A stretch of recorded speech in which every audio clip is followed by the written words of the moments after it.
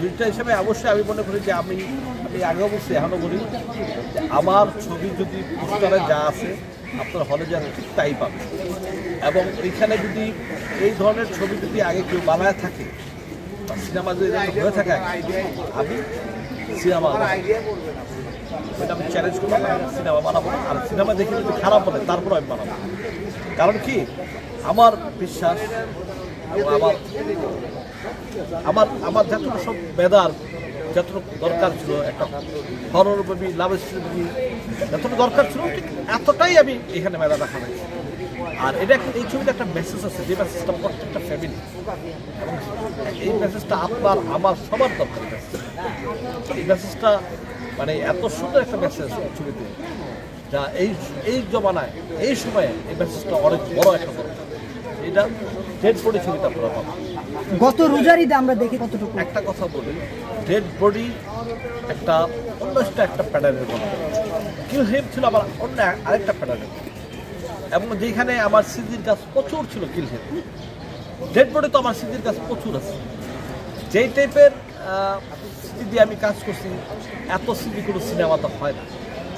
এবং আমি যখন আমরা হলিউডে দেখি বলিউডে আমরা যখন দেখি হ্যাঁ তখন কিন্তু আমরা ম্যাক্সিমাম সিনেমা আমরা সিজি কাজ দিই এবং ভালো লাগে।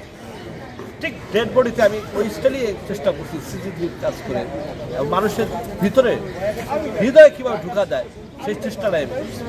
কিল হিমটাকে ভেঙে এই কথা বলবো না, এই কথা বলবো না, কিল হিম ভাঙবে না বলবো কি ধান বলবো না।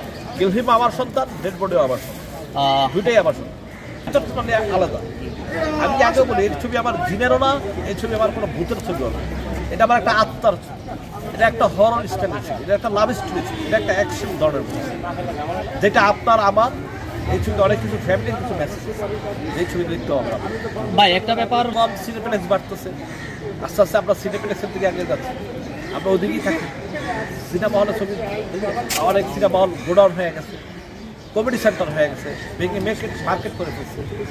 সিনেমা নিয়ে আমি এতটা না, সিনেপ্লেক্সে যদি আমার ছবি আমি এখনও বলি আগেও বলি চ্যালেঞ্জ করে বলতে পারি আমার এই ডেড বডি যারা দেখবে তারা আরেকবারই ছবি দেখবে।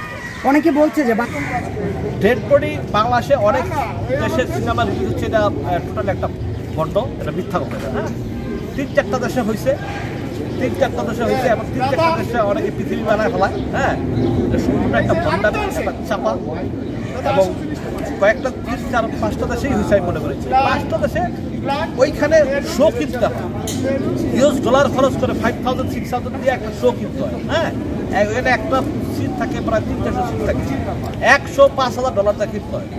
অতএব আপনার যদি ইচ্ছা থাকে $5,000 দিয়ে কিনা আপনি ওইখানে শো চালাবেন, এটা বাংলাদেশের সবাই পারে। Thank you.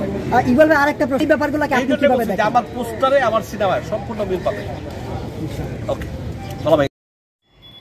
S karate TV.